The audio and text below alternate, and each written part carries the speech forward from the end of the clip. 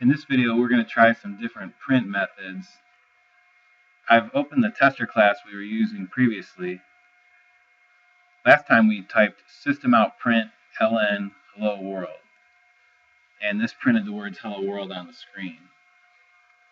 A few things we'll try today. Let's put in a second print statement.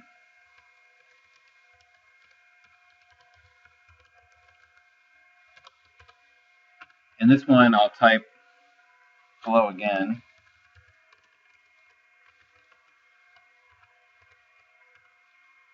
And let's compile and execute our file. I notice a few things. I see the words hello world appear twice. One thing you can do under options is select clear screen at method call. What this should do is now every time I run my tester class, I get a brand new print window that's been cleared from its previous state. That's kind of nice because now I know exactly what this program did, and it's not interfered with any previous programs that I've run. One thing I'll try right now is I'm going to take off the characters ln from my prints.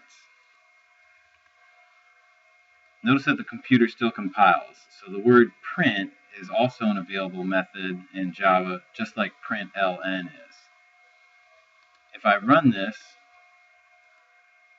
the words hello world and hello again appear on the same line.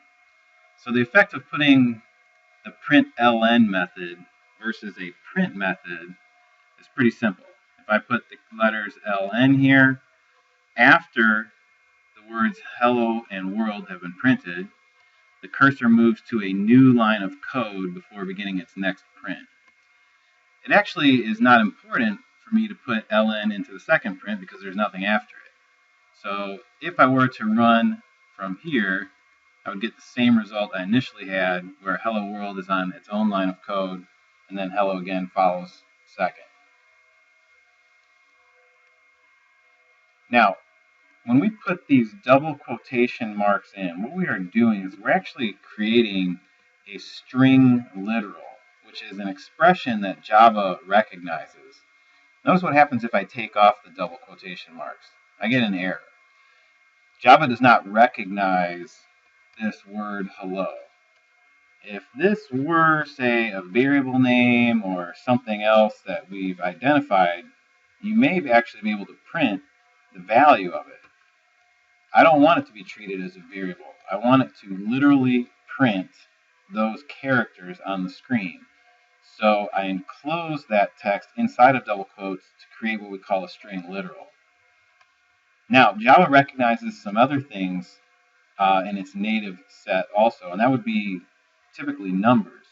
So notice that if I put the numbers 2 and 5, and I press compile, I don't get a syntax error, even though I didn't put these in double quotation marks.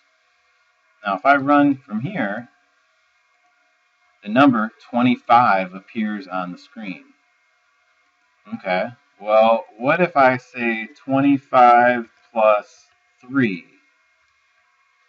What will happen? Let's find out. Notice again that it compiles fine, so Java is perfectly okay with performing some basic math operations. And now the number 28 actually appears. Well, that makes sense because 28 is the result of adding 25 plus 3. In fact, you can do all kinds of basic math operations here and get a print. Now, one thing's a little tricky at first is if I put double quotes here, notice that the text turns green. Java is now looking at this again as a string literal. And so again, what that means is Java's going to try to print literally what is inside those quotation marks. Now, what I mean by that is we're going to see character 2, character 5, space, character plus sign, space, character 3. So let's see what happens here. And notice that this time we did not get the result 28. I encourage you to play around and try some other things here. If you look in the book, he gives you some suggestions. You might notice some different results. Okay, so go ahead and play around with some print statements. Try putting in some different math.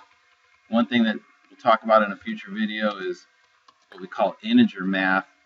7 divided by 4, for instance, obviously I'm expecting the number 1.75 to appear on the screen, but I get the number 1. We'll talk about that in a future lesson, but go ahead and try some different things in the print statements, try some different math operations, and see what you discover.